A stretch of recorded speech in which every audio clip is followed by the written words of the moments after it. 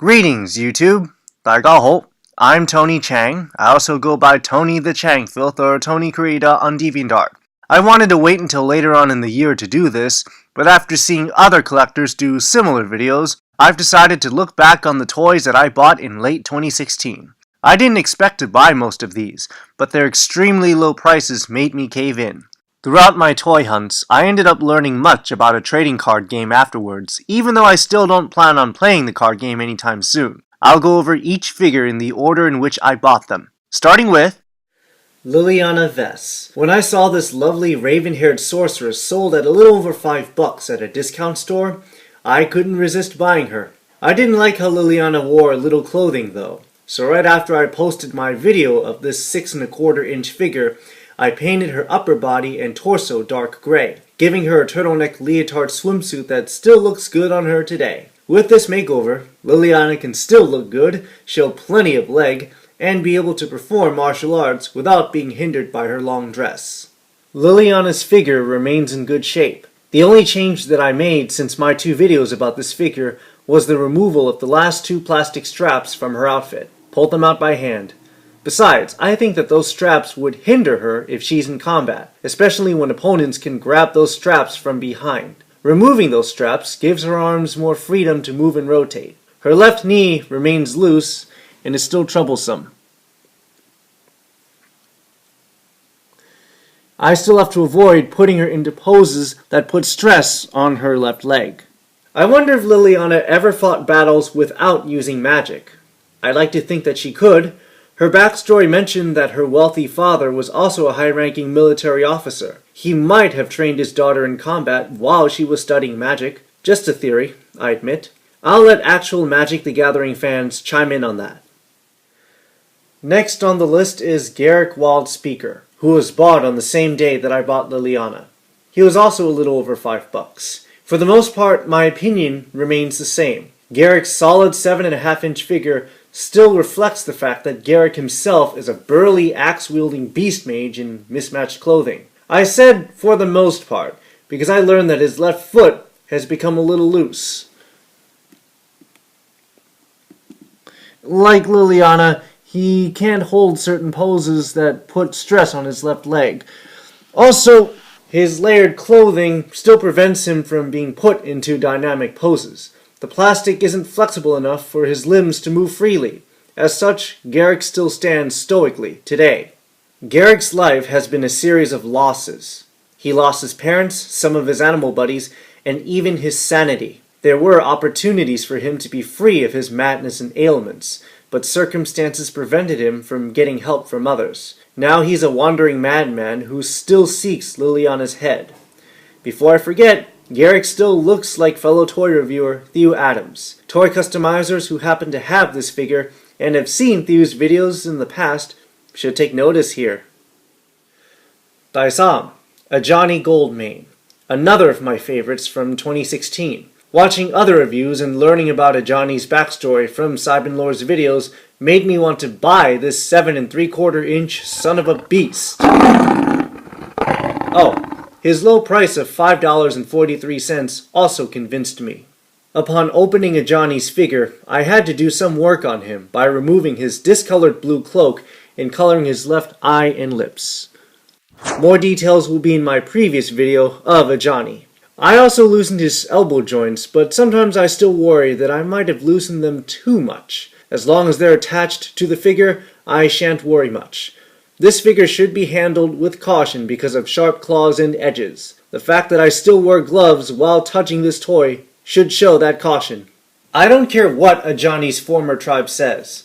I've learned that Ajani has become a loyal and mighty warrior with soul powers. I mean, he saved many worlds and put others before himself by fighting monsters, tyrants, gods, and an ancient dragon. Not only that, he even did extra work by inspiring and mentoring fellow warriors and would-be warriors to rise to greatness on their own. Recently, he teamed up with Chandra Nalaar after he saved her by busting her out of a chamber filled with poison gas, despite that he never met her at the time. Ajani's more human than, well, humans who willingly do evil. That's an irony that we Transformers fans know too well. Legit Magic the Gathering fans and I will look forward to seeing Ajani in action again. He makes us and his late Hingdai proud. Number 4. Chandra Nalaar. She was the last figure that I bought from the Legacy Collection line in 2016, and she was only $5 for some reason. Standing at 7 inches, this toy reminded me why no toy is perfect, and has put my customizing skills to the test. I'll get the bad news out of the way first.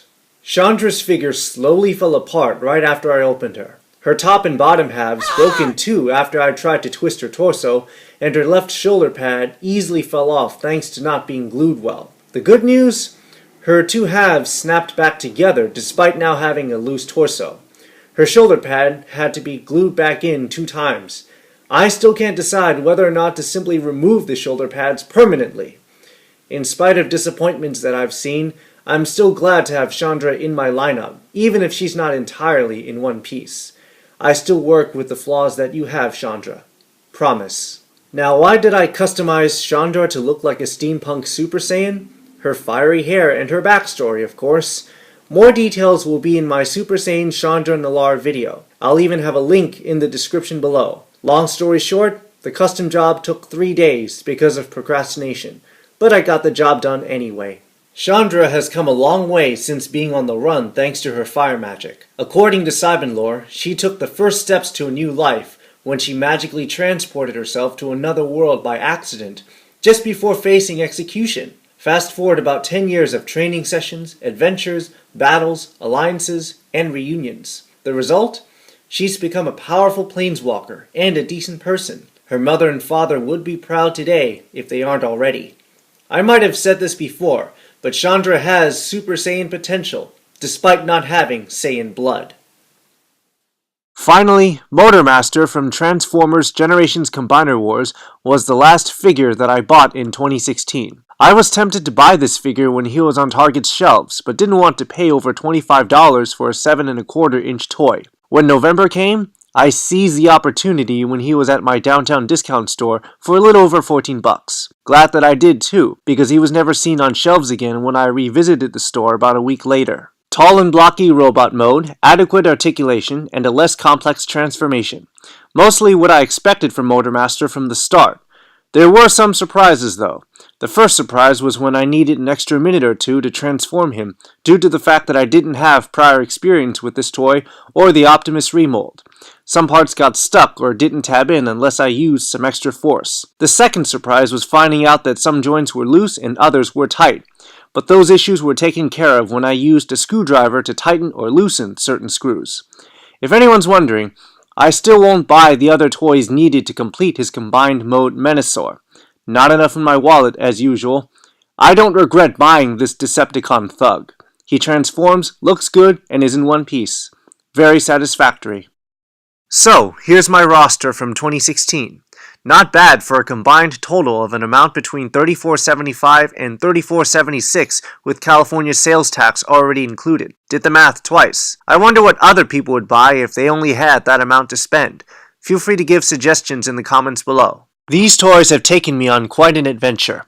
Before I found these figures, I was reeling from the bad times that I faced in the second half of 2016. Once I found MTG figures on the shelf, though, I spent months exploring the actual franchise and learning about the backstories of characters whom I possess, right up to when I managed to forget most of the grief and despair that I was facing. Even Motormaster aided in the recovery process by being a very fun and functional toy.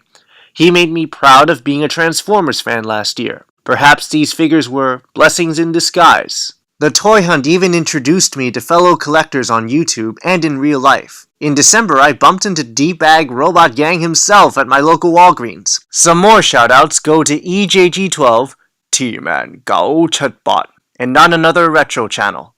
Their videos helped me through the bad times.